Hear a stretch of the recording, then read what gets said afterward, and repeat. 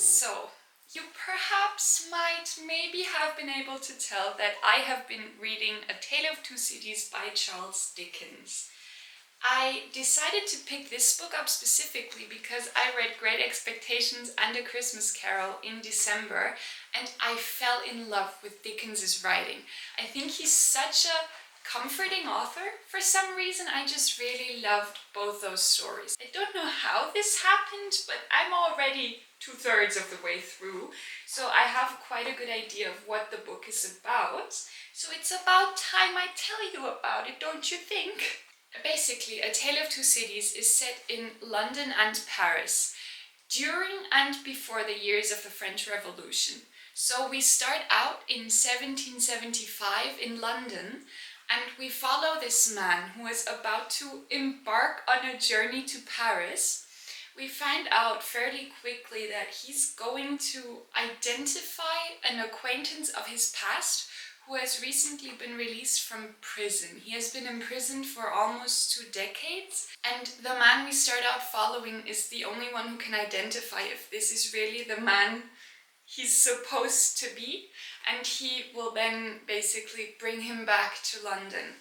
Also on this journey with him is the daughter of the prisoner, who up until very recently had no idea her father was even alive. In pure Dickens fashion, this book starts out with the most perfect, gloomy atmosphere. Dickens is such a master at descriptions. He personifies objects and people and atmospheres in a way that immediately draws you into the story and makes you want to read on. As I've said, the story is set in both London and Paris, and because of that we get a very wide overview of the different influences the spirit of the times had on those two cities. Especially in the beginning, we mainly follow Dr. Manette, who's the prisoner, and the people closest to him. but later the cast of characters is expanded. This is well done because we get to see the situation from all sides of the spectrum, and we really get an idea of the how and why of it all. Seeing the brutality of the nobility makes the revolution seem completely justified. And in the beginning, I really rooted for the revolutionists. But then as the story progresses, you see how brutal the revolution itself is. So many innocent people are imprisoned and killed, which makes you as the reader question how far it is okay to go in order to justify change.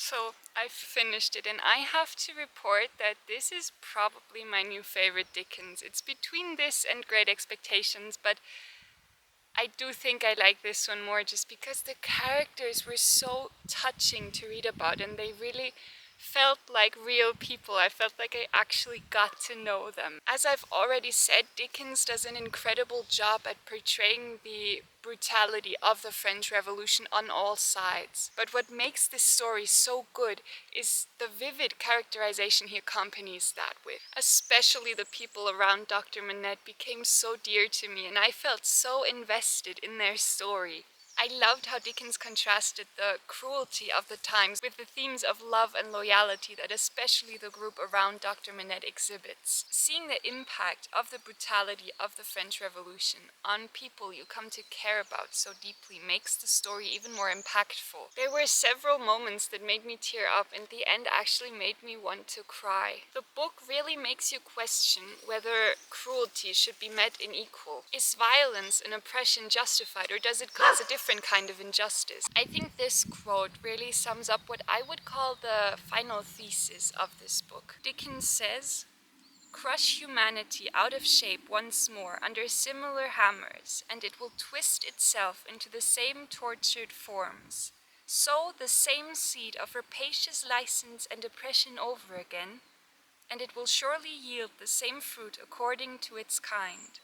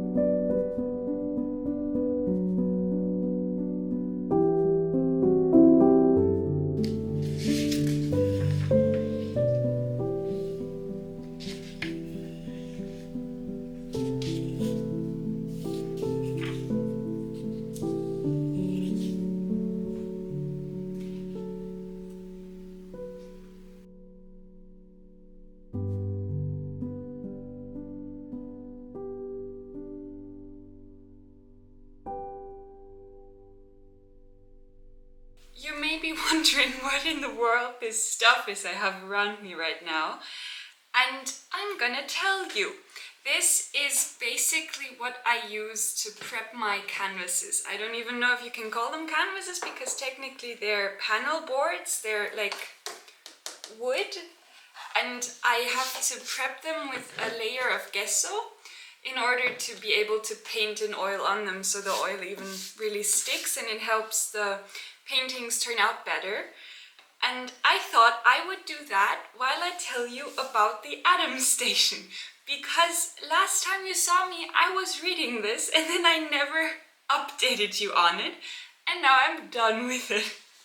So yeah, I didn't do a very good job at filming, but still I thought I'd talk about it quickly because it's not the longest book, so I won't have that much to say because I don't think I should spoil it for you. That would sort of defeat the whole purpose. I want you to read this for yourself. So yeah, you'll accompany me while I do this. And meanwhile, I will talk about this. We'll see how good I am at multitasking because usually I'm not very good at it. The Atom Station is set in Iceland. Laxness is an Icelandic author. He's one of my favorite authors, so I'm so glad I read another one of his books. We follow this young woman who has just moved to the north of Iceland. She comes from the south and she is there to take up employment as a maid for a family of a member of parliament. Throughout the story, we basically follow her experiences as she's confronted with all of these different social classes and political movements that are going on at the time in Iceland. Because basically at the time, America has been trying to buy land in Iceland in order to build an airbase there, and the people aren't exactly happy about that. That's sort of the main outward conflict in the story. And because she's new in the city and she has contact with both the members of parliament through the family she's working with, as well as the members of the Communist Party who are sort of their rivals or their enemies, you could say. We get to see a very diverse set of characters through her eyes. And I think Laxness really shines when it comes to the diverseness of his characters and his storylines. This is the 5th book I've read by him. He was very interested in poetry, and you can tell by the way he writes his stories, as well as just the observations on life that only a poet could really write this way. He manages to do something in his stories which I think is incredibly difficult, and that is he combines poetry and humor. He writes really, really funny stories, and he has a very nice sense of humor. Overall, this story was a really fun time to read. It's not my favorite Laxness. That still goes to both Saika Vaika and Fish Can Sing. Those two are my favorites of his. But I really liked The Atom Station. It's an incredibly powerful portrait of Iceland at the time. It's just after the Second World War.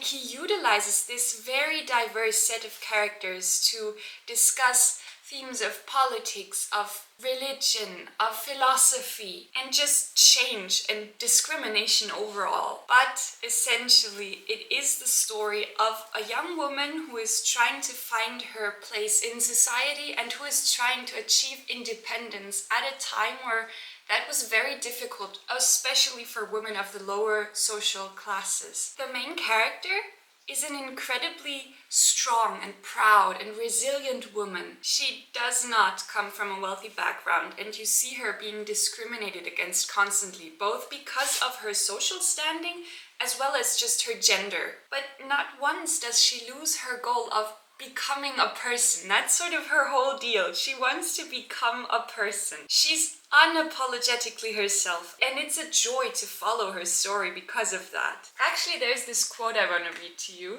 because I think it doesn't just give you a very good idea of who she is as a character, but also a lot of the themes that this story discusses through her. The quote goes, "I know it's laughable, contemptible, disgraceful, and revolutionary that a woman should not wish to be some sort of slave or harlot, but that's the way I'm made."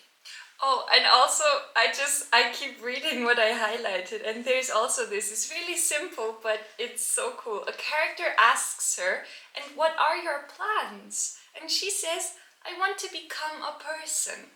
I just love her so much. I did just get A Tale of Two Cities, so I can hold them up while I talk about both of these books. Overall, I like both of them a lot, and although they're different stories, I think you can identify some similarities between them. First of all, although they deal with very different times and places, they do both discuss social and political change and situations in general. They both focus on class differences during their respective times, and I think you can read them as critiques of the wealthy. I don't think you can compare Dickens and Laxness in terms of writing, although they both describe characters and situations in a way that makes the story feel incredibly vivid and human. I would say Dickens writes a lot more flowery. He uses very long sentences and he tends to describe things in extreme detail. Whereas Laxness is a very simplistic writer in comparison. He writes short sentences, and although he does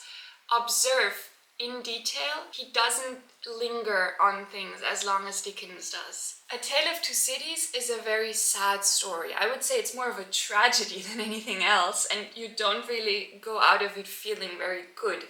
Whereas The Atom Station does also deal with several heavy topics, but it does it in a way that feels almost uplifting. I think that's because the main character is so empowering to read. Overall, I recommend them both. I think they're very different stories, but I think they're both very valuable to read. And yeah, I recommend you pick them up. I don't think you could regret either of them. The obligatory doggy outro. It's blue again because Willow really doesn't like to be held in these situations. Okay, do be quiet for now. Is that okay? Can you be quiet? Can you be quiet? Thank you so much for joining us. We really appreciate it, don't we, Blue? Yeah, we do. And we will see each other again very soon. Bye-bye. You done?